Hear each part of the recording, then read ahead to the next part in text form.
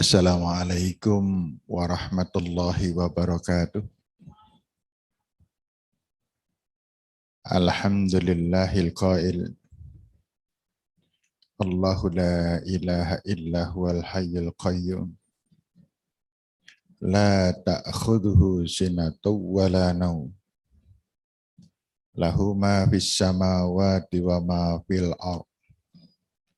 Man dzal ladzi yashfa'u 'indahu illa bi'idhnihi. Ya'lamu ma baina aydihim wa ma khalfahum. ولا يحيطون بشيء من علمه إلا بما شاء وسع كرسيه السماوات والأرض ولا يؤوده حفظهما وهو العلي العظيم. الصلاة والسلام على رسول الله وعلى آله wa sahbihi wa man tabi'a sunnatahu ila yaumiddin. Rabbis shrah li sadri wa yassir li amri wahlul 'uqdatam min lisani yafqahu qawli, amma ba'd. Ibu-ibu sekalian, saudara-saudara semuanya, baik yang ada di hadapan saya maupun yang ada di rumah masing-masing. Alhamdulillah wa syukurillah, Allah Subhanahu wa ta'ala memberi rizki kepada kita. Bentuk rizki itu adalah kemampuan, kemauan, dan semangat untuk terus mengejar hal-hal yang kita tidak tahu, hal-hal yang menyebabkan kita salah, menyebabkan kita tidak benar, dan terus dikejar sampai kita benar dan kita tidak salah.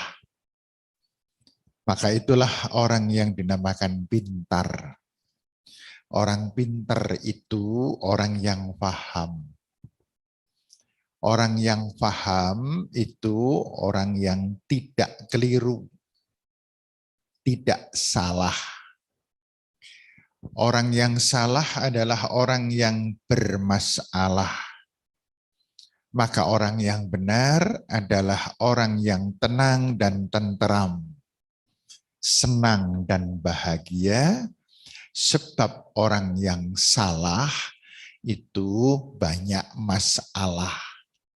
Dan orang yang banyak masalah jauh dari rasa tenang, senang, dan tentram. Paham ya? Gitu. Jadi kenapa sih kok ada orang susah? Ya karena dia tidak paham. Kalau ibu-ibu sekalian ketika dulu sekolah atau sekarang masih ada yang sekolah, senang mana? Ketika mengerjakan PR dan PR itu bisa dikerjakan dengan PR yang tidak bisa dikerjakan. Maka seneng yang bisa dikerjakan. Dimantap, wah ini bisa, ini bisa, ini bisa, ini bisa. Tetapi kalau tidak bisa, maka kita pusing, kita gelisah, kita susah. Karena soal-soal yang ada tidak mampu kita jawab. Ketika kita berada di sekolah dan kemudian kita ditanya oleh guru, siapa soal yang pertama benar? Karena sudah diberikan koreksinya, ngacungnya mantap. Tetapi ketika siapa yang salah suruh ngacung, malasnya bukan main karena orang salah itu bermasalah. Dan orang benar adalah orang yang senang, yang mantap, dan kemudian dia melangkah dengan sebaik-baiknya. Karena itu pada kesempatan pagi hari ini kita akan membahas sesuatu yang kalau kita pelajari, akhirnya kita mendapatkan apa yang dinamakan benar. dan apa yang dinamakan jauh dari kekeliruan dan kesalahan. Kalau dalam tanda kutip, maka dijelaskan benar dalam agama sama dengan surga. Salah dalam agama namanya neraka. Maka Allah dan Rasul-Nya mengajarkan kepada kita banyak-banyak kita membaca Allahumma inni as'alukal jannah. Duh Allah, limpahkan, berikan kepada kami surga. Apa artinya? Diminta di dunia, artinya bahwa kita akan mengejar yang benar. Kita mengejar yang diridhai oleh Allah. Kita melaksanakan apa yang Allah senang, kita melaksanakan apa yang Allah dan Rasul-Nya tuntunkan, maka kemudian kita akan mencapai kata benar sama dengan surga. Gitu? Maka Rasulullah SAW pernah bersabda, kita hafal semua hadisnya, taraktu fikum amroin, aku meninggalkan dua perkara kepada kalian, lan tadillu abadan, kalian tidak pernah akan tersesat, kalian tidak pernah akan salah, kalian akan selalu dianggap benar oleh Allah dan Rasul-Nya. Kalian semuanya apabila tamasuk bihima, melaksanakan benar-benar dengan dua perkara, kalian benar, kalian dapat ridha, kalian dapat maghfirah, kalian mendapatkan surga Allah Subhanahu wa ta'ala. Kemudian Rasulullah SAW mengatakan, kitab Allah wa sunnata nabiyyih, maka yang dinamakan dua hal itu adalah Al-Quran dan tuntunan dari Nabi kita Muhammad Sallallahu Alaihi Wasallam. Rasulullah juga mengajarkan kepada kita, da' ma yarib ila ma la yarib. Tinggalkan apa yang kamu ragu-ragu. Apa yang di dalam kehidupan kita ini kita nggak yakin ini datang dari Allah dan Rasul. Kita ragu-ragu ini tuntunan Rasul, tuntunan Allah atau bukan. Kok kita ragu-ragu tentang hal itu? Rasul perintah, tinggalkan. Mayarib, ke apa yang kamu ragu-ragu. Ila ma la yarib, lakukan apa yang kamu yakin dan tidak ada keraguan-raguan di dalamnya. Baiklah, ini waktunya nanti terbatas, hanya sampai dengan jam 10. Itu aja jam 10, nanti untuk tanya jawabnya 1/4 jam, berarti hanya 45 menit. Betul ya? Sekarang sudah jam 8:15, berarti waktu kita hanya tinggal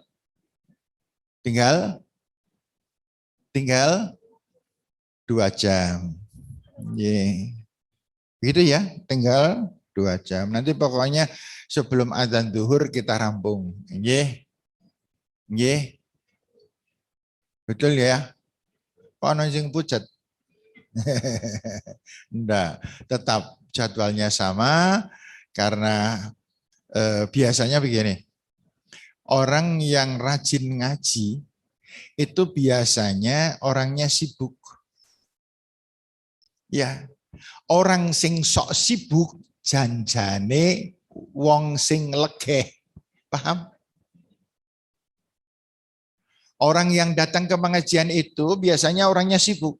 Habis ini kerjaan gini, jam sekian saya begini, jam sekian saya begini, jam sekian saya begini, jam sekian segini. Tapi kalau orang yang jarang atau tidak pernah pengajian, itu ditanya dia barikir ngapa beruh.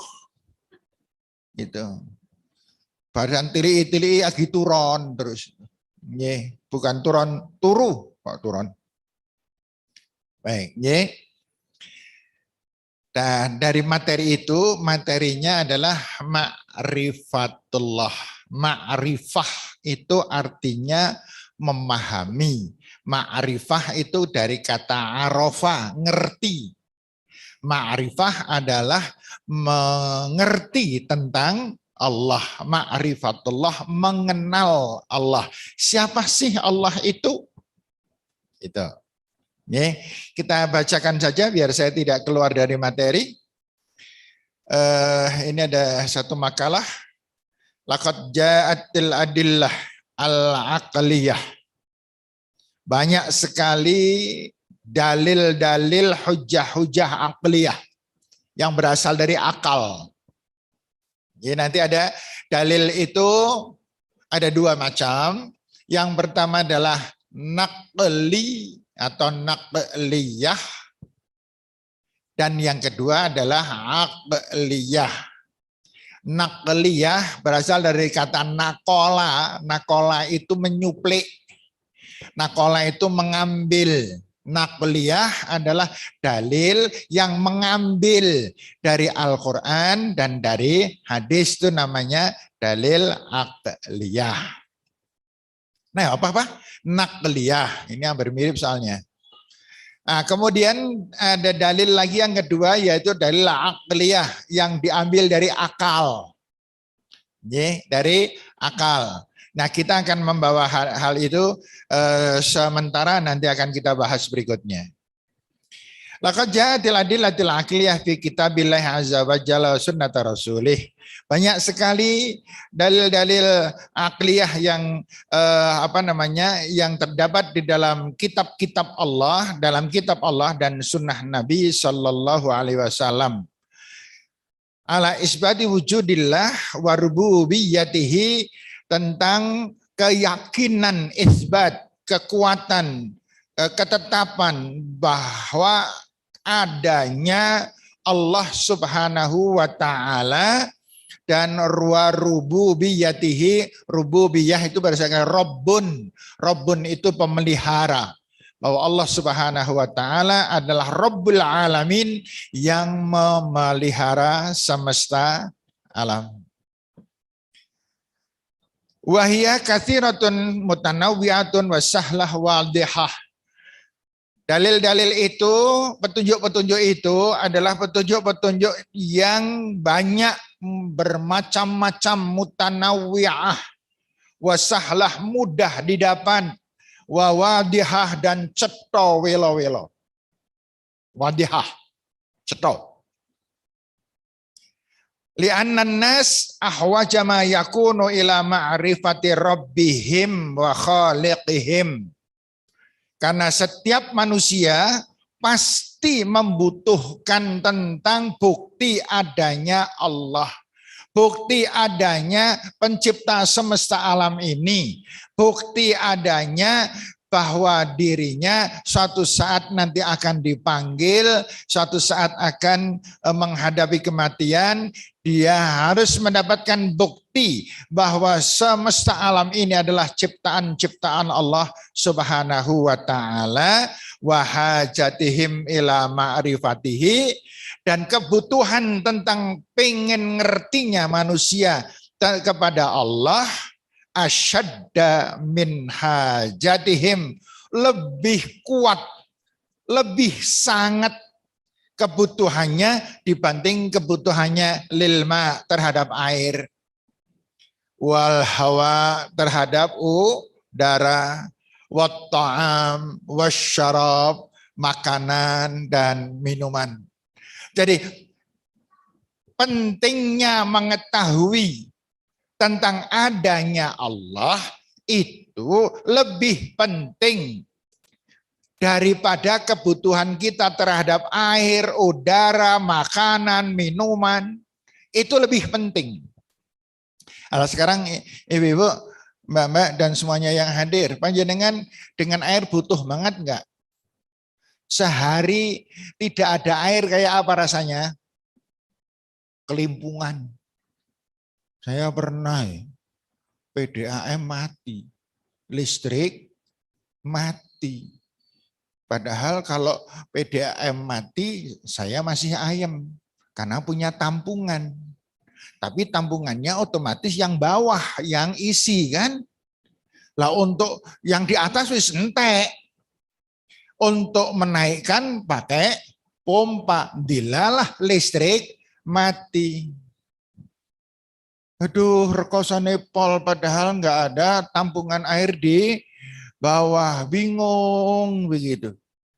Sampai akhirnya pernah loh di Wonosobo loh itu kejadian. Kita itu beli ke warung, beli aqua. Untuk apa? Untuk wudhu lah, kita mau sholat. Kita akhirnya beli aqua. Satu aqua itu untuk wudhu 3 orang. Aqua yang 1,5 liter itu untuk wudhu 3 orang. Kemudian saya ketawa, iya ya, ngalami orang Wonosobo kok yang ini, gitu. Yeah. Pak, tapi kan di masjid mungkin ada air. Mungkin di masjid ada air, tapi kita kasihan di masjid kan juga banyak orang-orang yang datang butuh air.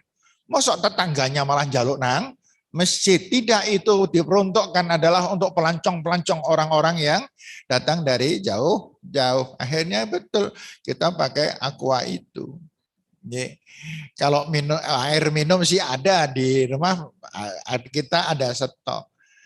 Jadi pentingnya luar biasa terhadap air, pentingnya luar biasa terhadap makanan, pentingnya luar biasa terhadap hal-hal yang pokok kita butuhkan, namun kepentingan itu tetap kalah jauh dengan pengertian kita terhadap Allah. Sebab kalau kita nggak ngerti, sama dengan kita nggak tahu tentang siapa yang menciptakan air, siapa yang menciptakan nyawa dan hidup, siapa yang menciptakan alam semesta, siapa yang menciptakan segala-galanya. Dan kalau ini terjadi, maka manusia kembali jadi hewan. Lah, kenapa kok ada orang jahat? Kenapa ada orang menipu luar biasa? Kenapa ada orang yang mempunyai perbuatan-perbuatan yang luar biasa amoralnya? Kenapa mereka melakukan semacam itu? Jawabannya adalah karena mereka tidak memahami siapa dirinya di hadapan Allah Subhanahu wa Ta'ala. Kita lanjut ya. Wa yumkinuna an naqul ibtida' inna kulla syai'in yadullu ala wujudillahi subhanahu wa ta'ala. Segala sesuatu menunjukkan tentang adanya Allah subhanahu wa ta'ala. Segala sesuatu yang nampak dalam hidup kita itu menunjukkan akan adanya Allah subhanahu wa ta'ala. Manusia itu ibu-ibu, manusia itu ibu-ibu, belajar atau tidak belajar secara naluriah itu sudah mengetahui hukum yang dinamakan hukum kausal, hukum sebab akibat. Kalau di situ ada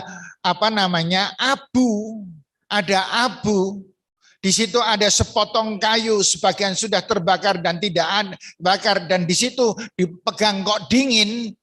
Tapi manusia yakin ini pasti ada apinya, kan gitu. Ini mesti wong lebar bakar kayu di tempat ini. Kalau panjenengan semuanya melihat di halaman masjid tiba-tiba banyak sekali kertas bungkus nasi dan dus dan lain sebagainya berserakan di sana. Maka panjenengan mengatakan iki mesti mau ono wong akeh padha lenggahan nang kene, dahar nang kene ning ora diresiki. Begitu. Apa yang kita lihat itu menunjukkan bahwa ada sesuatu gejala sebelumnya. Maka kemudian dikatakan nanti akan ketemu jawabnya di kalimat berikutnya. Kemudian dikatakan inna kulla syai'in yadullu ala wujudillahi subhanahu wa ta'ala idma min syai'in illa huwa athar min athari qudratihi subhanah. Karena segala sesuatu yang terjadi ini mesti ada tanda bahwa di sana ada yang menguasai, ada yang mencipta. Tidak mungkin pernah ada sesuatu yang ada tanpa diadakan. Betul? Tidak pernah ada sesuatu yang ada kecuali pasti diadakan. Apakah mungkin bumi yang sebulat begini ini, kemudian berputar dengan sedemikian rapihnya, jam sekian terbit matahari, jam sekian tenggelam matahari, kemudian sinar matahari memancarkan sinarnya, yang isi di dalam sinar matahari itu terdiri dari beberapa unsur-unsur untuk kehidupan manusia. Di sana kemudian tumbuh-tumbuhan tumbuh dengan sebaik-baiknya. Kemudian setelah itu muncullah apa yang dinamakan laut. Nah, monggo dianalisa. Ini mesti ada yang ngatur ini. Nggak mungkin kalau nggak ada yang ngatur kok rapine pol. Bumi itu ibu-ibu ndak panjenengan pernah ngukur apa nyelidikin. Nek ngukur saya yakin belum. Panjenengan tahu bahwa bumi ini daratannya berapa persen, lautnya berapa persen. Jarinya gitu, saya belum pernah lihat sendiri dan belum pernah ngukur sendiri. Katanya daratan ini hanya 1/4. Selebihnya yang 3/4 adalah lautan. Lu kena ngopo kok lautannya lebih luas? Itu ilmunya Allah. Daratannya kok sekian. Nah kemudian kenapa kok untuk apa sih lautan itu? Allah mengatakan semuanya itu adalah untuk manusia. Loh, hebat banget manusia itu. Kan? Kemudian Allah Subhanahu wa taala menciptakan matahari. Yang matahari itu menyinari laut. Hukum Allah mengatakan bahwa air itu nek kenang sinar panas, apa yang terjadi? Menguap. Maka Allah menciptakan angin. Ketika menguap membumbung tinggi, dibawa sama angin. Setelah itu Allah menciptakan gunung. Maka angin yang membawa air ini kecagol gunung, kan gitu. Kemudian setelah kecagol, dia muter-muter di sekitar gunung itu. Air air yang dibawa angin itu. Akhirnya kemudian Wonosobo hujan. Lah kok sekarang umpamane orang nono gunung, maka yang menjadikan air di kena uap jadi uap itu menjulang tinggi, tidak dibawa oleh angin dan tidak ada gunung atau tidak, kita di gunung tidak ada angin. Apa yang terjadi? Yang hujan di laut terus. Kalau laut terus yang kena hujan, wong sak Wonosobo mati kabeh. Lah nggak pernah ada hujan. Nah, sekarang kenapa sing banyak hujan kok Wonosobo? Iya, dataran tinggi. Sebab sifat air itu nek merembes ngalirnya ke bawah.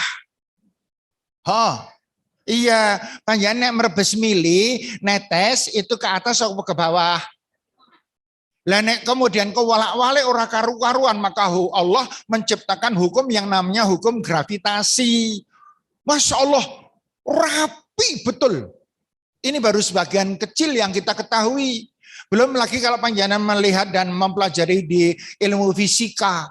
Masya Allah, ayat Allah banyak banget di situ. Panjenengan mempelajari matematika, panjenengan mempelajari biologi, dan lain sebagainya. Di situ ayat Allah Subhanahu wa taala. Pertanyaannya adalah, kenapa banyak ahli fisika nggak masuk Islam? Kenapa para biolog itu tidak masuk Islam? Padahal setiap hari menyelidiki tentang masalah-masalah produksi, reproduksi dan lain sebagainya. Luar biasa ayat di dalamnya. Kenapa tidak masuk Islam? Jawabannya adalah innallah yahdi may yasha. Allah memberikan petunjuk bagi yang dikehendaki. Innaka lan tahdi man ahbabta. Muhammad, kamu tidak bisa memberikan petunjuk kepada orang yang kamu cintai. Kamu meminta-minta supaya Abu Thalib masuk Islam, tidak. Aku tidak akan memberikan petunjuk kepada Abu Thalib. Maka Abu Thalib sampai meninggal dunia, paman Nabi yang memelihara Nabi, yang sangat mencintai Nabi, dan Nabi sangat mencintai pamannya ini, tidak masuk Islam. Nah, sekarang panjenengan ngilu. Paham? Lah kok sing ming kaya ngene kenal bae ora karo Nabi. Malah maring tanah kelahiran Nabi juga belum pernah. Lah kok kita yang mendapatkan hidayah dari Allah Subhanahu wa taala. Kalau begitu benar Allah mengatakan innaka lan tahdi man ahbabta walakin Allah yahdi may yasha. Allah tidak akan memberikan petunjuk kepada orang-orang sesuai dengan kehendakmu meskipun itu kamu cintai. Tetapi Allah akan memberikan petunjuk kepada orang-orang yang dicintai oleh Allah. Siapa? Panjenengan. Maka betapa kemplunya kita kalau tidak bisa mensyukuri nikmat ini, kemudian kita tidak mau belajar, tidak mau mengerti mana hukum Allah, mana perbuatan-perbuatan yang dicintai oleh Allah, mana perbuatan yang dimurka oleh Allah, mana perbuatan yang menyebabkan kita selamat dunia dan akhirat, mana perbuatan-perbuatan menyebabkan kita terjerumus dalam lubang besar neraka jahanam, kita pelajari semuanya. Kita laksanakan dengan perlahan-lahan, tahap demi tahap. Kita ngaji, kita belajar dari hari ke hari semakin dekat hati ini kepada Allah Subhanahu wa taala, zat yang memelihara, dan Allah mengatakan ana 'inda dhanni 'abdi bi wa ana ma'ahu hina yadhkuruni. Aku selalu menyeimbangkan dengan apa yang hambaku lakukan. Dan aku akan selalu bersama hamba tersebut apabila hamba selalu mengingat aku. Sehingga ibu-ibu sekalian yang saya hormati, keadaan macam inilah yang menjadikan kita sangat bersyukur kepada Allah Subhanahu wa taala, dan kita tepis segala sesuatu yang menyebabkan kita gelisah, kita menderita, disebabkan karena ketidakfahaman kita terhadap hal-hal yang dikehendaki oleh Allah. Padahal Allah Subhanahu wa taala pernah dikatakan oleh Nabi kita Muhammad sallallahu alaihi wasallam, idza aradallah bi abdihi khairan ibtalah. Apabila Allah menghendaki seorang hamba itu akan mendapatkan kasih sayang Allah, maka hamba itu diuji terlebih dulu oleh Allah Subhanahu wa taala. Allah menguji dengan corona, nggak main-main, 2 tahun Bu. Kita diuji, konang omah, usaha kacau balau, ya. Kan banyak orang yang Masya Allah kasihan banget itu. Ada yang ada yang dodolan, sudah ini, ada lagi yang kemarin ada teman, ibu-ibu ada teman, dia itu membuat membuat properti, dia membangun rumah, yang rumah itu hutang bank.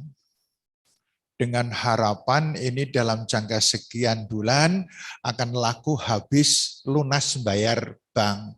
Ternyata mandek gerek, padahal nek dengan bank itu kan kalau tidak bayar semakin membengkak melebihi dari angsuran yang ada, padahal 2 tahun. Ini bahas ini paling apal nih.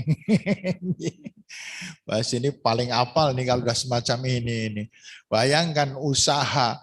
Contoh aja misalnya Ibu, saya hutang bank 1 miliar untuk membangun katakanlah ruko, dengan harapan demikian ini nanti akan laku, paling tidak akan disewakan, bisa untuk ngangsur bank. Ternyata 2 tahun mandek grek, ruko sudah jadi, belum pernah bisa ngangsur, 2 tahun mandek tidak bisa ngangsur. Apa yang terjadi?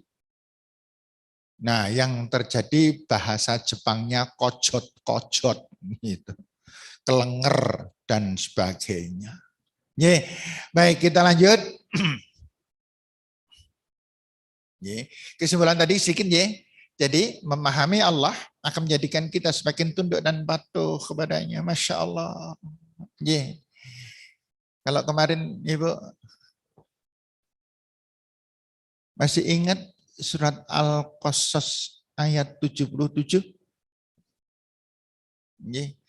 Saya pernah mendengar kajian ini, saya pernah membahas juga beberapa waktu yang lalu, saya juga mendengar Ustazah Eva. Ustazah Eva itu ustazah paling pinter sak Wonosobo. Kita enggak ada yang ngelawan.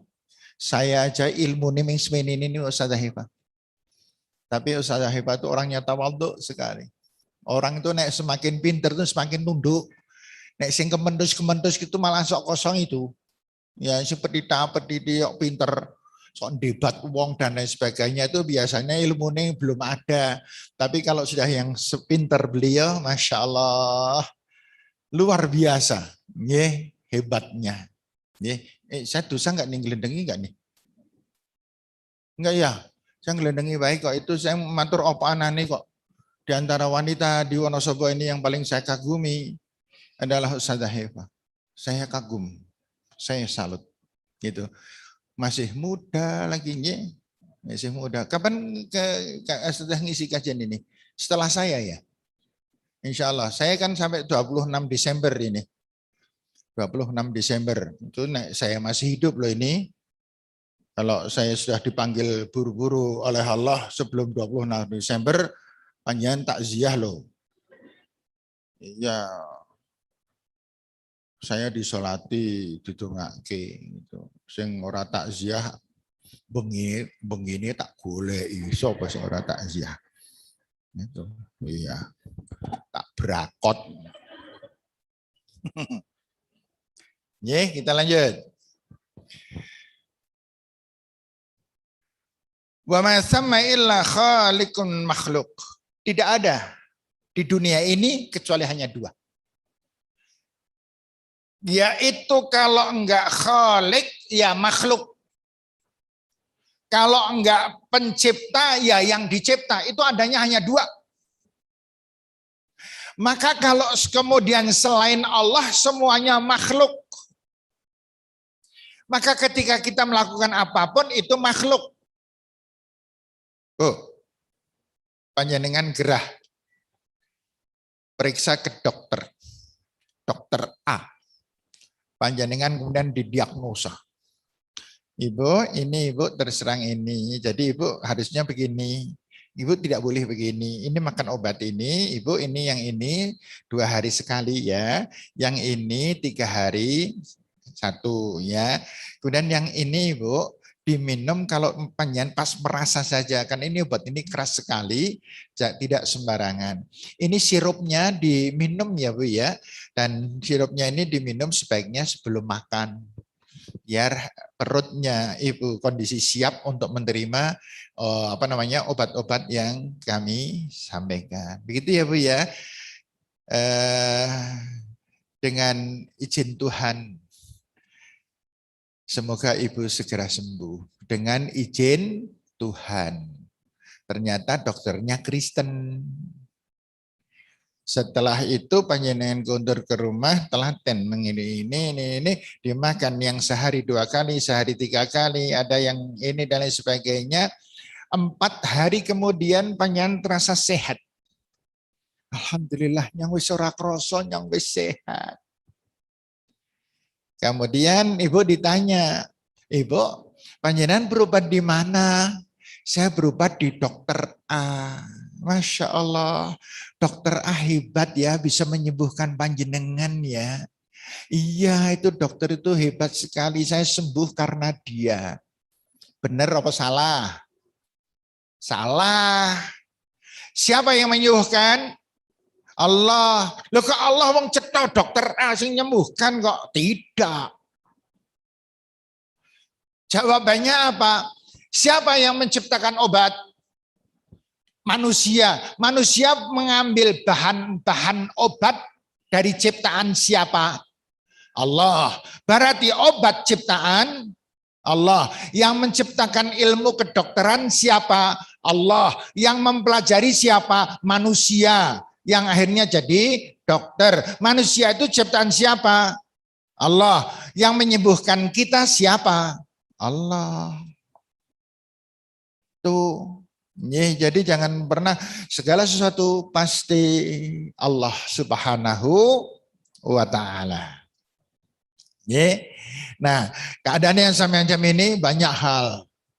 Di dalam kehidupan kita sehari-hari semuanya adalah Allah. Makanya tadi yang akan saya katakan ya Ibu, di dalam surat Al-Qasas ayat 77 itu Allah kan ketika begini, a'udzubillahi minasyaitonirrajim.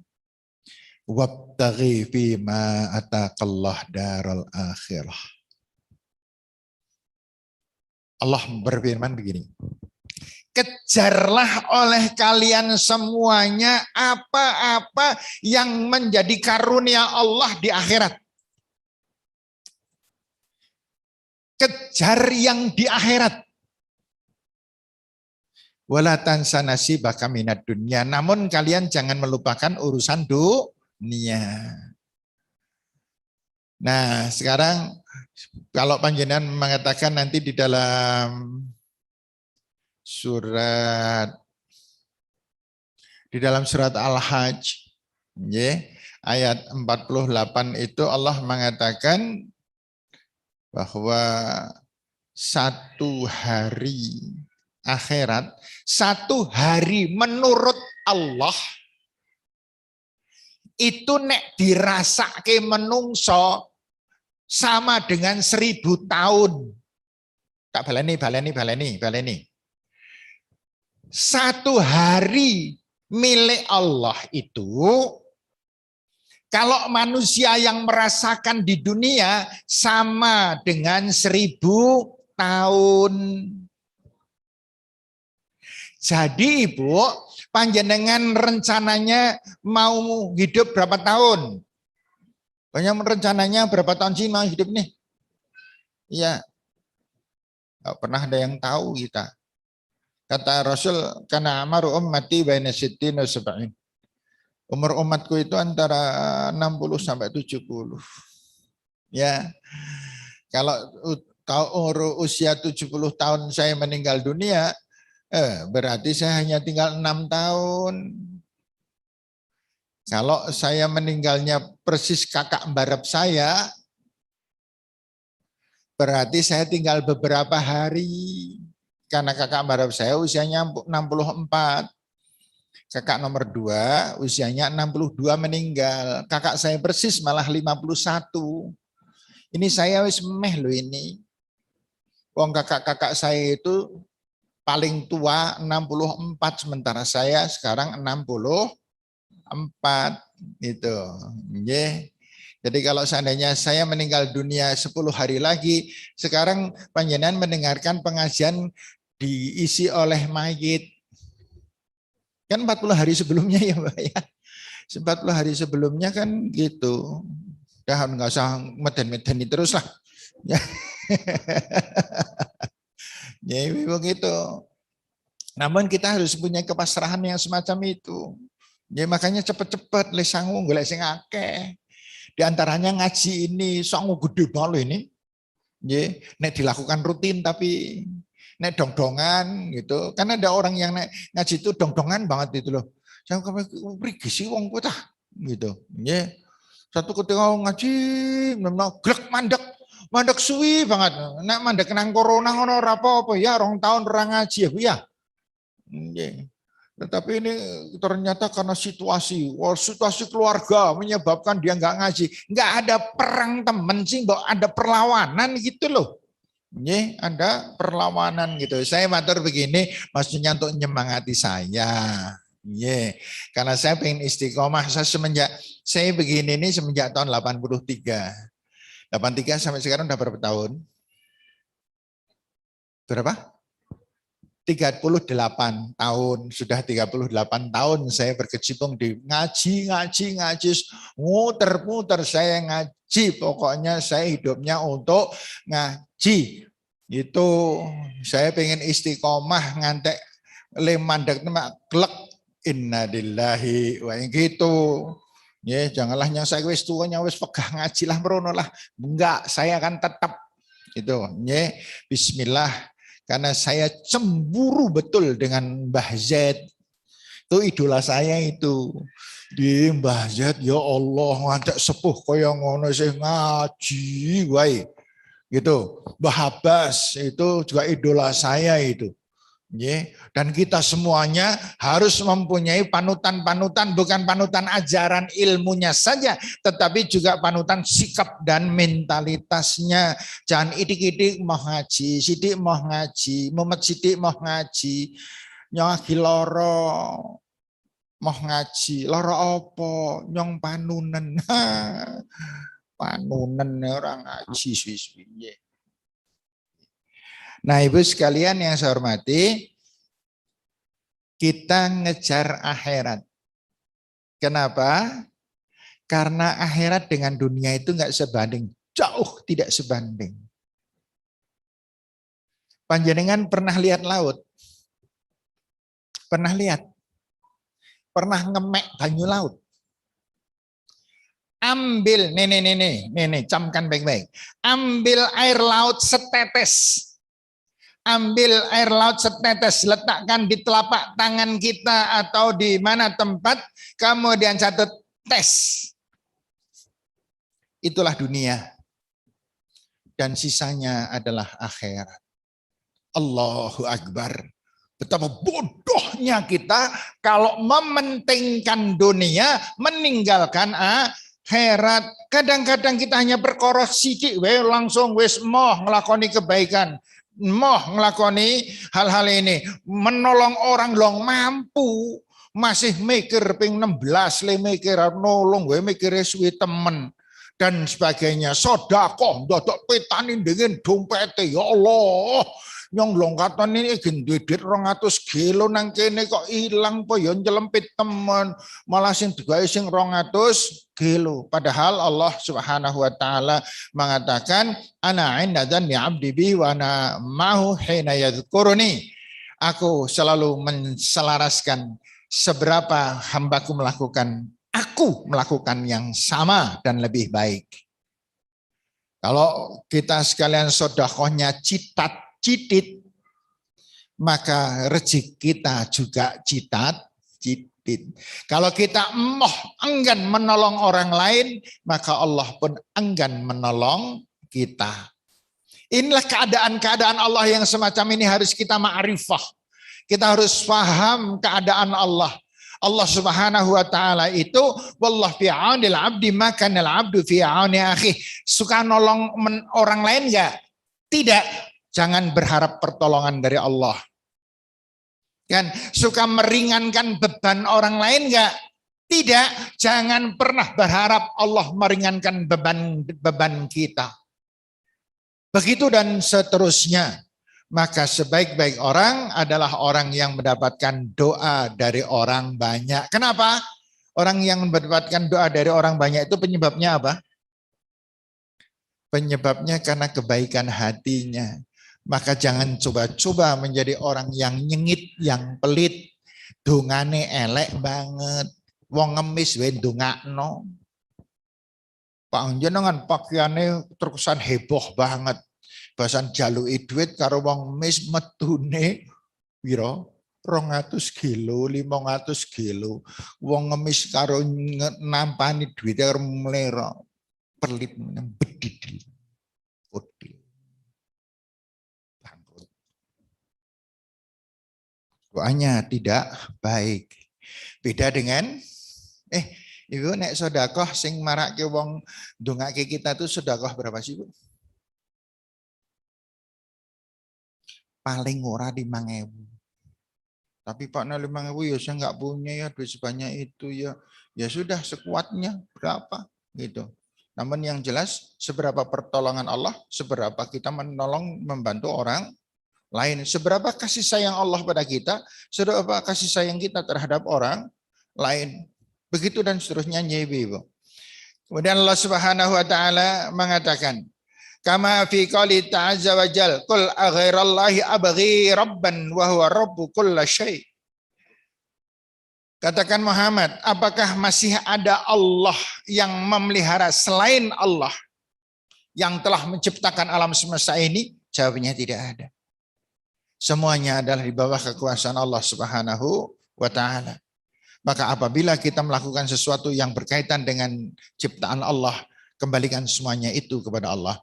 Apabila kita melakukan perbuatan dan perbuatan itu masih ada kaitan dengan ciptaan Allah, maka berikan, haturkan, niatkan semuanya itu kepada Allah. Contoh, tuh, panjenengan ngendikan ngobrol karo garwa panjenengan. Ono kaitannya dengan Gusti Allah enggak? Ada enggak? Panjenengan ngobrol dengan suami sing wis kagungan loh. Ini kan ada yang sudah wis tahu kagungan gitu. Ada yang masih kagungan, ada sing wis tahu kagungan. Ada kaitannya dengan Allah enggak? Saya ngobrol dengan istri saya. Ada kaitannya dengan Allah enggak? Ada. Berapa unsur? Berapa unsur? Banyak banget. Kalau saya ngomong pakai mulut enggak? Mulut. Ciptaan siapa? Saya kalau ngomong melihat enggak? Melihat. Ciptaan siapa? Allah. Yang saya hadapi ini ciptaan siapa? Allah. Siapa dia? Istri. Istri itu adalah amanah Allah yang harus disenangkan, dibahagiakan, ditentramkan hatinya. Maka ketika kita melakukan apapun terhadap apa dan siapa, mesti kaitannya dengan Allah. Ketika panjenengan mengambil wajan nang cantelan, ada kaitannya enggak dengan Allah? Ada. Lenjoko nganggo melangkah ngadeg nganggo sikil ciptaan Allah, tangane ciptaan Allah, wajan dibeli dari rizki Allah. Semuanya datang dari Allah. Maka salah kalau kita tidak niatan diri kepada Allah. Bismillahirrahmanirrahim. Ambil bismillahirrahmanirrahim. Gara-gara tidak ngomong bismillah, marake kecengklak. Gara-gara njoko wajan wedalah Allah. Larane pol nggo pijetan luwih larang tinimbang tuku wajan maning. Lah iya. Itu. Semuanya ada kaitan dengan Allah. Maka setiap aktivitas gerak Allah mengatakan wama umiru illa liya'budullaha mukhlishina lahuddin. Dan aku tidak pernah memerintah kalian semuanya untuk melakukan semua perbuatan yang kalian akan lakukan. Illa liya'budullah, semuanya adalah dalam rangka kita mengabdi kepada Allah Subhanahu wa taala, karena semuanya datang dari Allah dan semuanya ini nanti akan dikembalikan kepada Allah Subhanahu wa taala. Aduh, waktunya habis. Saya masih banyak loh ini. Enggak pernah rampung materi saya ya. Kenapa? Kenapa yo? Karena materi yang saya berikan ini sebenarnya adalah materi penataran. Gitu. Makanya ini kan kalau panjenengan disuruh pertemuan dengan saya ping 10 selama 5 hari, kuat nggak panjenengan? 10 pertemuan dilakukan selama 3 hari aja ya, cukup ya. 3 hari, sehari 3 kali, 3 kali, 3 kali. Gitu. Dari mulai start jam 8 sampai dengan jam duhur. Jam duhur sampai dengan nanti asar istirahat, kemudian nanti diteruskan diskusi sampai maghrib, dari maghrib isyaan, kemudian materi sampai jam 9. Sare panjenengan semuanya di sini, kemudian besok pagi beraktivitas semacam itu selama 3 hari 3 malam. Kan gitu panjenengan. Ya. Tapi itu kalau bisa begitu mantep itu. Ya, mantep, materinya tunggal. Khusus tentang masalah aku ini siapa, Allah itu siapa, apa yang harus aku lakukan, dan apa yang akan Allah berikan. Itu prinsip niatnya adalah semacam itu. Baik, untuk penutup saya akan bacakan sebuah ungkapan saja, kalau nggak salah di sini tadi saya sudah nemu. Disiapkan pertanyaannya kalau ada pertanyaan. Disiapkan. Masing-masing bisa 5 pertanyaan. Lebar asar nanti kita rampung. Itu. Mana ya tadi ya?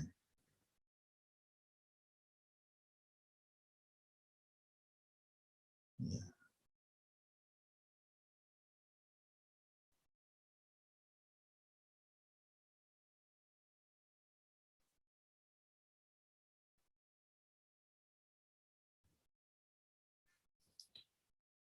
Ya, sambil menunggu panjenengan, silahkan siapa yang mau menanyakan sesuatu, Mbak An, ada pertanyaan.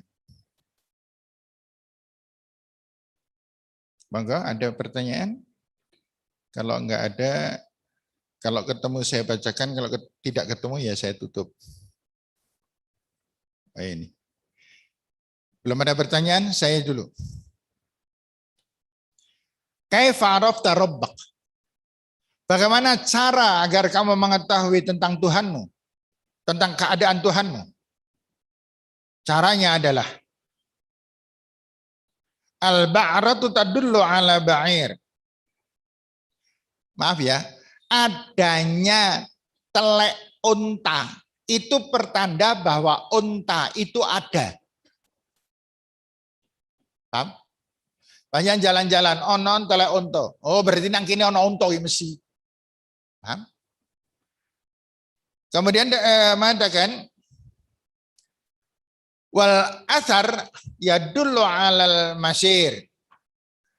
Ada panjenengan melihat di situ kok ada telapak kaki. Berarti ada yang sedang baru saja lewat, ada manusia.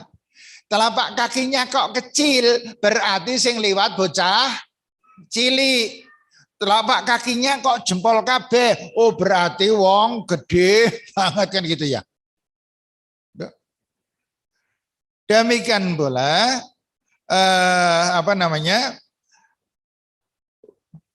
fasama'u dzata abraj, yang namanya langit itu mesti mempunyai gugusan bintang. Gugusan bintang itu mesti ada di langit. Itu sebuah kepastian. Sebagaimana pastinya bahwa yang namanya alis mesti nang dhuwur idep. Paham? Gere ono alis tukul nang ngisor irung jenenge kumis kan gitu. Iya. Kemudian wa ardun dzata fujaj, dan yang namanya bumi mesti mempunyai menjadi hamparan-hamparan. Wa bihar dzata amwaj, dan namanya laut itu karena ada gelombang ombak. Kalau ada gelombang ombak itu berarti bentuk bagian dari lautan. Wajibal wa anhar, kalau di sana ada gunung pasti di bawahnya ada sungai. Selalu semacam itu. Maka apabila semua ini yang ada kok teratur, mesti ada yang ngatur. Mesti ada yang ngatur. Gak mungkin tidak ada yang ngatur. Yang namanya planet, panjenengan mesti tahu, di sana di samping tetangga kita ini ada planet yang namanya bulan, ada yang namanya Venus, ada yang namanya Saturnus, ada yang namanya Jupiter, ada namanya apa nah? Uranus, Mertunus, terus pokoknya nus lah pokoknya. Itu banyak. Kebayang nggak kalau tidak ada yang ngatur?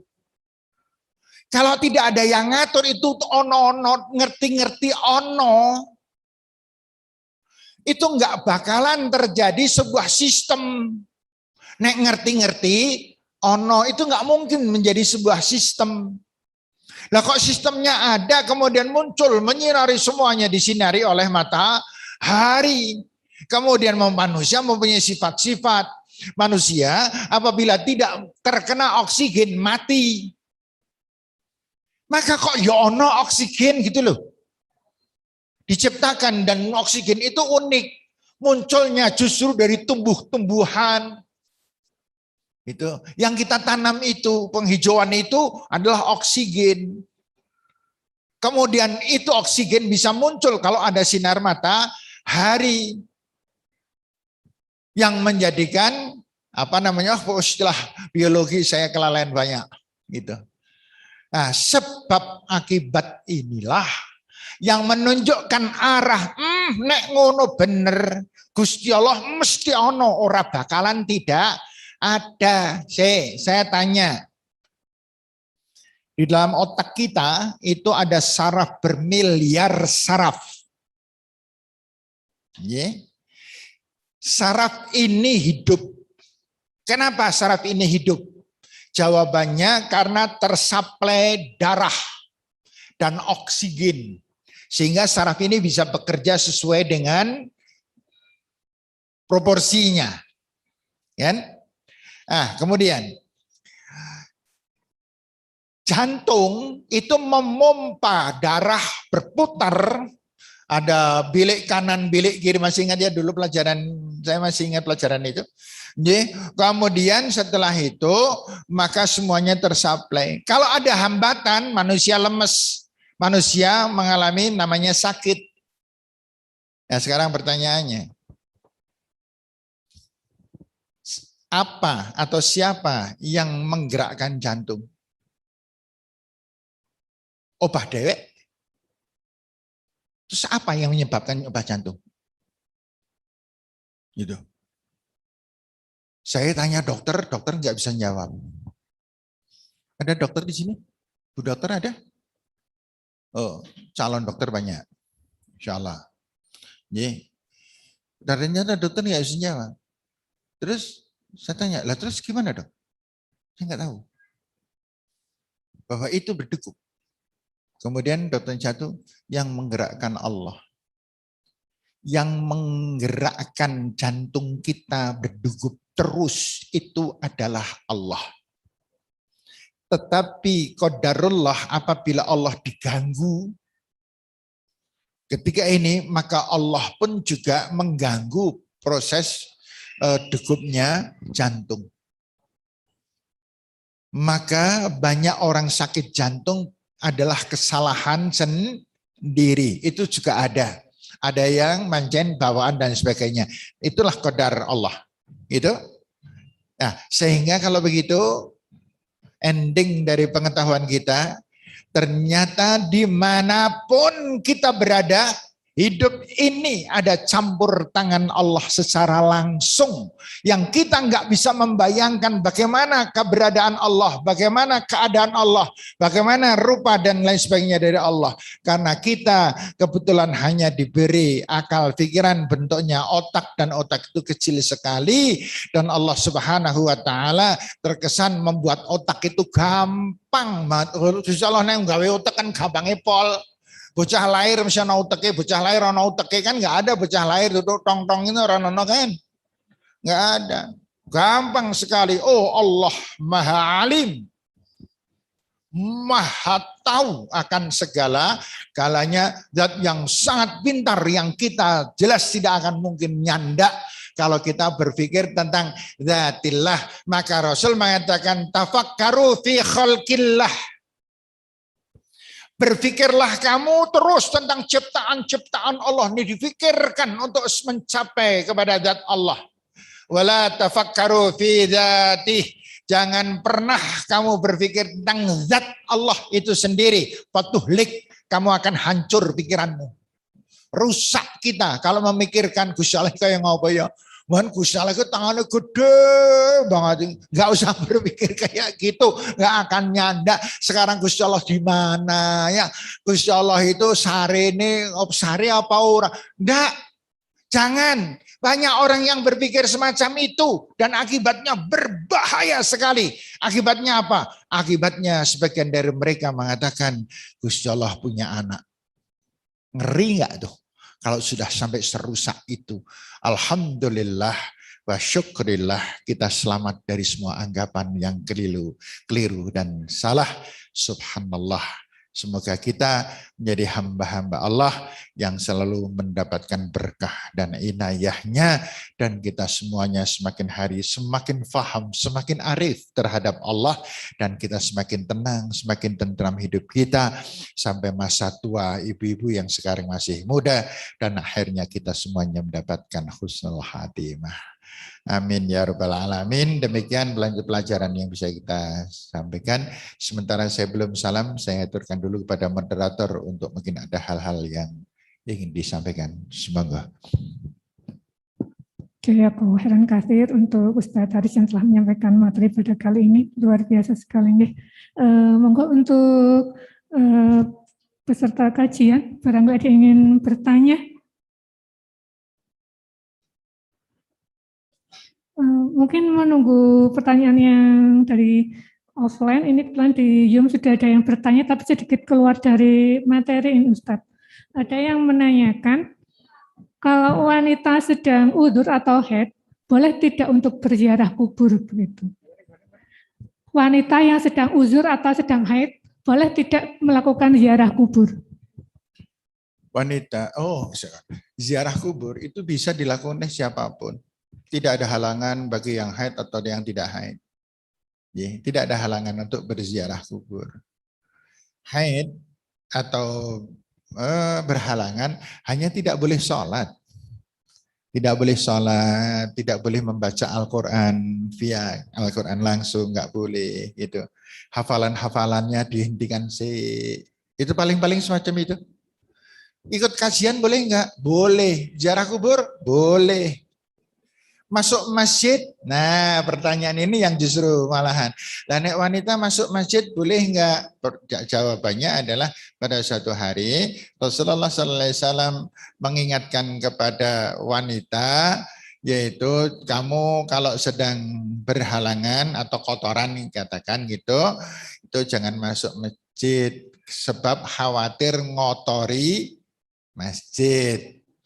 Nah, kemudian sekarang itu mafhum mukhalafahnya adalah, kalau begitu seorang wanita yang sedang menstruasi silahkan masuk masjid, tidak apa-apa, selama dengan satu syarat, tidak dijamin tidak ngotori masjid, itu silahkan. Kenapa Rasulullah SAW mengatakan hal ini? Karena zaman dulu itu belum ada pembalut-pembalut yang macam-macam, itu kan belum ada. Wah, sekarang canggih banget. Canggih banget. Pembalut setipis itu bisa menampung air lebih dari 1 liter katanya. Ngapusi. Iya, ini itu ya. Ada yang ukuran 35 cm, ada yang ukuran bahkan 60 cm, mungkin begitu sinambi untuk ikat pinggang. Begitu nih. Jaya Harus.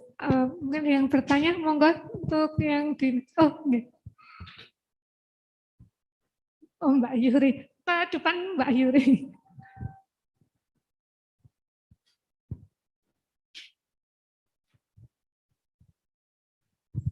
Assalamualaikum warahmatullahi wabarakatuh. Ustadz izin bertanya ya. Saya sering bertanya-tanya pada diri sendiri, kenapa ketika kita melakukan kesalahan, peringatan dari Allah itu sangat cepat begitu. Tetapi ketika kita melakukan kebaikan, terkadang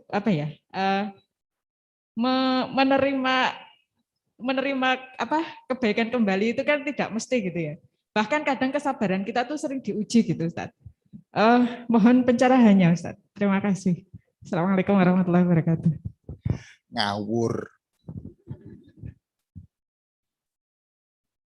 Kalau kita melakukan kebaikan, terasa lamban banget ya balasan dari Allah.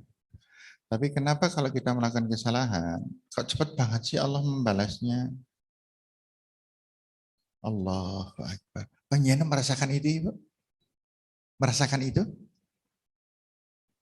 Nggih, merasakan yang seperti yang tadi saya katakan? Kalau panjenengan merasakan, bersyukurlah panjenengan. Bahwa Allah Subhanahu wa taala sangat sayang kepada panjenengan. Orang itu kalau panjenengan sayang pada putra, panjenengan sayang pada putra, nanti panjenengan perfect banget pada putra. Sisi-sisi orang itu, sisi-sisi orang itu, atau setel di. Mah, rapar. Kene, ini. Arnang di. Orang nang dalam wae. Awas mengko nek mangat jajane sing bener, ora kena jajan yang dilek terus. Suatu ketika anak kita salah, ora tak hukum, ora. Dene ora kok ngono ora kapok.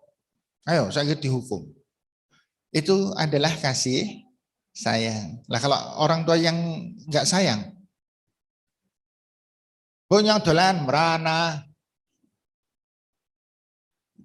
Kali ini lebar maghrib, dileke enggak. Habis itu ngaji orang, ngaji merono. Oh nyalok duite, ngapa nganu. Kalau orang yang tidak sayang pada anak, tidak dikendalikan. Nyoh. Mana? Nyoh. Tidak perlu dompet itu. Itu namanya enggak sayang. Yeah. Maka persani nanti di dalam surat Al-An'am ayat 46. Allah Subhanahu wa taala itu akan mengatakan hatta idza farihu akhadnahum baghdatan fa idzahum mublisun. Manusia itu ada yang dibuat Allah begini. Disenengno sik merono, cul, ya terus. Ya, bangga, rezekinya melimpah, ininya dilalah anaknya pintar-pintar dan semakin dia lupa pada Allah. Wa akhadnahum baghdatan, kami ambil nikmat itu secara mendadak. Wa idzahum mublisun, dan kemudian dia kelojotan kelabaan karu-karuan. Itu banyak contoh. Tetapi ada orang yang diingatkan, berbuat sedikit diingatkan, nyong wingi ngerti ora. Nyong keceblukan geblek jal. Ini kok apa? Lah kok iso gara-gara nyong ngeyel karo bojone. Nyong kan wingi ngeyel, Mas ora usah lah. Lah kok nyong goreng geblek langsung keceblukan. Ih Gusti Allah kena karo nyong cepet banget ngelekke. Ki nyong ngerti ra dong nek ora salah wis tahun sih waktu kowe ki nyong ngeyel karo ibune nyong bantah karo ibune nyong ngerti ora nyong ki bali urung ate tekan ngomah nyong serempet sepeda motor jal. Kono melocot-melocot nyong padahal kesalahane kaya ngono tok lho karo ibu lho. Lah kok nyong diparingi kaya ngono ya Allah nek Gusti Allah jane karo nyong gatekke banget itu sayang. Jangan sampai kita rumus. Dan ketika kita berbuat baik, Allah memberikan balasannya itu yang kita enggak kroso. Padahal yang namanya sehat itu mahalnya, bukan main nikmat yang luar biasa. Panjenengan nyebrang dalan kok selamat, tidak ketabrak mobil atau motor, itu rezeki. Yang apabila Allah tidak mengendaki dan kita dikehendaki ketabrak sepeda motor, sikile tugel, opnam nang rumah sakit semene dino, bayar semene, wabeh pekerjaan terbang kelai, Masya Allah, rezeki kita banyak yang keluar. Nah, makanya yang namanya sehat, selamat adalah rezeki yang tanpa tiada caranya. Maka ibu-ibu sekalian bersyukurlah. Kalau saya mengatakan panjenengan bersyukur, panjenengan diingatkan mudah. Orang yang paling celaka, ayo siapa ayo? Mereka yang banyak berbuat dosa, tapi dinengke baik Gusti Allah. Sampai bertanya nyong long kakek madusane kok malahan ya Allah rezeki nyong saya melimpah, sehat dan lain sebagainya. Ono apa? Harusnya takut itu. Tetapi orang yang lalai maka kemudian bangga lah. Ya tak pikir-pikir ke sembayang orang anak gunane, sumpah orang anak gunane. Buktine ki nyong ora tau sembayang dene sehat-sehat baik. Diri kak sembayangnya tertib bingi opnam sih. Ya. Jadi ya mending orang banyak gitu. Nggih disyukuri Ibu. Masya Allah panjenengan karunianya gede banget itu. Diingatkan terus oleh Allah sehingga Allah tuh giring panjenengan arep miring merono sithik bener gimana, bener gimana terus sehingga panjenengan sesuai dengan doa yang setiap hari kita suwun, ihdinas syiratal mustaqim, tunjukkan kami jalan yang lurus ya Allah. Gitu. Ya, sampun Bu Has, monggo. Nggih.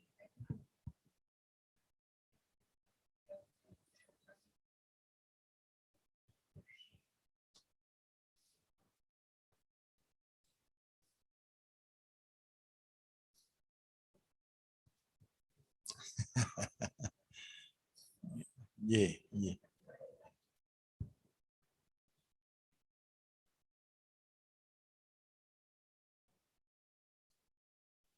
Nggih. Nggih. Nggih. Nggih.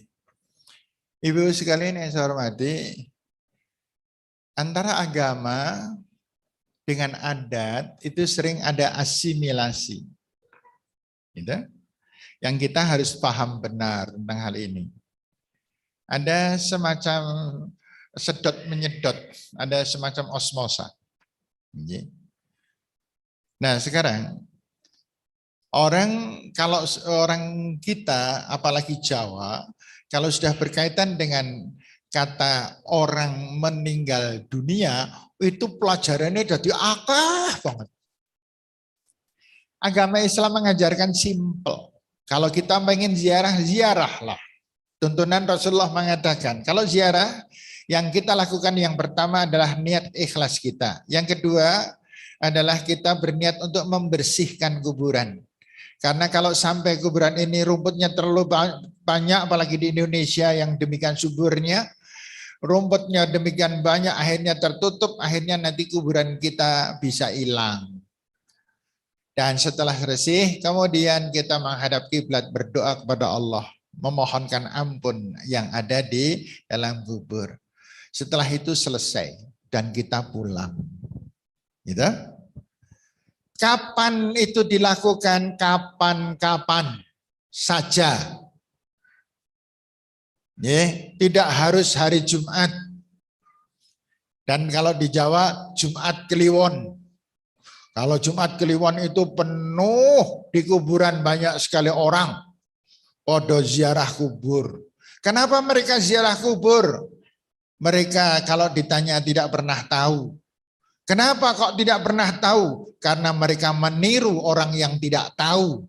Kenapa orang yang tidak tahu ditiru? Sebab yang ditiru itu juga tidak tahu. Dan orang yang tidak tahu itu ternyata adalah ikut orang yang tidak tahu. Dan orang yang tidak tahu itu juga ikut orang yang tidak tahu. Orang yang tidak tahu ini ternyata juga ikut-ikutan terhadap orang yang tidak tahu. Jur, itu pelajarannya gimana? Tidak tahu. Itu termasuk juga pujian setelah adzan. Pujian setelah adzan ini bermula dari orang-orang katanya suruh memuji Rasul, suruh salawat kepada Rasul kapan saja, di mana saja. Paham pemahaman tentang kapan di mana saja sampai merentek kepada al-waktu bainal adzanain, dua adzan. Padahal dua adzan adalah doa yang paling mustajabah. Semua perbuatan yang kita lakukan antara dua adzan itu dikabulkan oleh Allah. Pentingnya luar biasa. Namun ada orang yang tidak paham malah diperuntukkan untuk pujian. Kalau dielek bisa enggak? Ya enggak bisa. Kenapa kok enggak bisa? Karena dia berasal dari tidak tahu. Lah kok dia pujian? Iya, karena bapaknya mbiyen ya pujian. Lah bapaknya kok pujian nang apa? Iya, sebab mbae pujian. Lah kok mbae pujian? Sebab bapak mbae mbiyen pujian. Lah kok bapak mbae pujian? Iya, sebab mbae bapak kuwe ya pujian. Terus turun temurun sampai akhirnya kepada sekarang anak cucu canggah dan lain sebagainya yang tidak paham tetap melakukan pujian. Segala sesuatu yang terus-menerus dilakukan maka tanpa terasa menjadi sebuah kewajiban. Paham? Segala sesuatu perbuatan, baik maupun buruk, apabila dikerjakan, terus dikerjakan, maka lama-lama menjadi kewajiban. Contoh, panjenengan setiap malam tahajud, terus setiap malam tahajud, lama-lama tahajud itu menjadi semacam kewajiban. Ya kan? Seorang laki-laki jam 12 malam sedang meriang, dia ngeluh, yang si kepri kita ya Allah, mangsane dinas kamalah meriang. Siapa itu? Maling. Karena sudah terbiasa nyolong, jam-jam segitu mas berangkat, jam 12-an berangkat, dia kok jam 12 itu sedang masuk angin. Dia ngeluh. Karena nyolong itu menjadi semacam kewajiban. Begitu dan seterusnya. Sehingga ibu-ibu jadilah perkara-perkara yang baik itu menjadi semacam wajib bagi kita meninggalkan. Dan perkara yang jelek-jelek itu menjadikan haramnya. Kita harus meninggalkan. Oh enak kalau sudah semacam itu ibu. Ye. Sampun ye, sampun. Oh, masih Satu ada. lagi mungkin Ustaz. Tadi disampaikan oleh Ustadz terkait dengan hidayah yang sesuatu yang paling mahal dan paling berharga di dalam kehidupan kita adalah hidayah. Ustadz mohon pencerahan kalau tanda-tanda orang itu mendapatkan hidayah itu yang seperti apa? Apakah dari penampilannya atau kita tuh merasanya itu seperti apa itu? Matur nuwun Ustadz.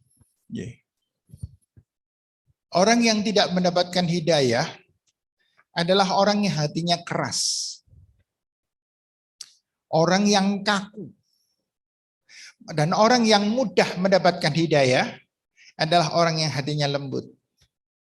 Orang yang hatinya welas asih.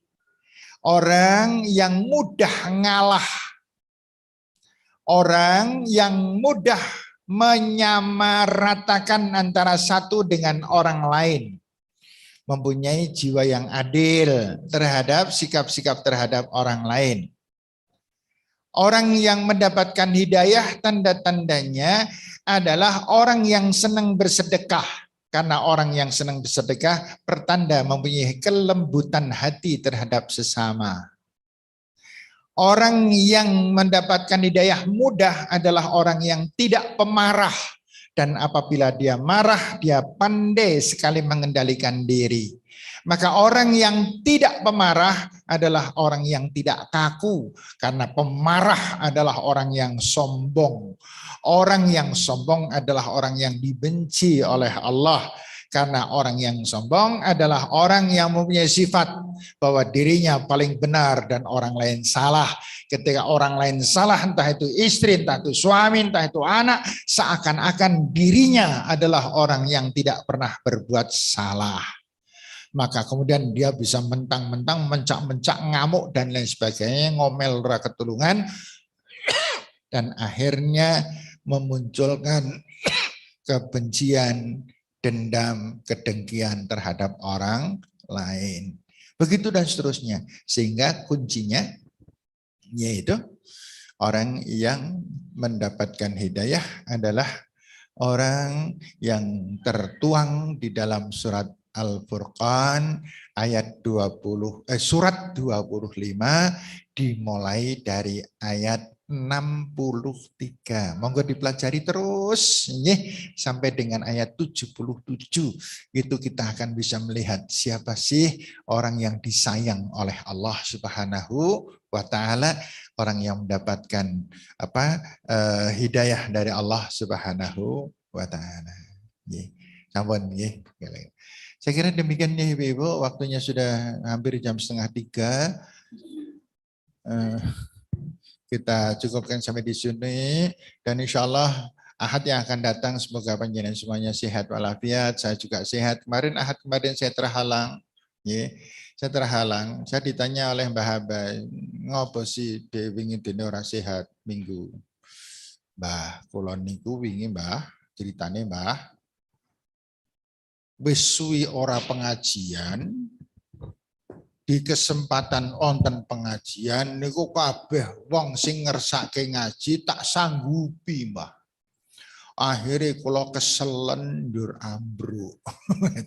Makanya sekarang saya atur kembali, enggak sembarangan gitu. Nek masuk angin kaya ngono rasane, Masya Allah, bener-bener enggak enak-enak. Bener, tidur enggak enak, makan enggak nyenyak, wah pokoknya orang genah. Demikian Ibu-ibu sekalian dimanapun berada dan yang ada di dalam studio. Kita cukup sampai di sini. Semoga kita pada Ahad yang akan datang bisa bertemu kembali, belajar dan terus belajar sampai kemudian kita mendapatkan barakah dan rahmahnya. Ada salah, ada keliru atau apapun, saya mohon maaf yang sebesar-besarnya. Nasrun minallah wa fathun qarib. Assalamualaikum warahmatullahi wabarakatuh.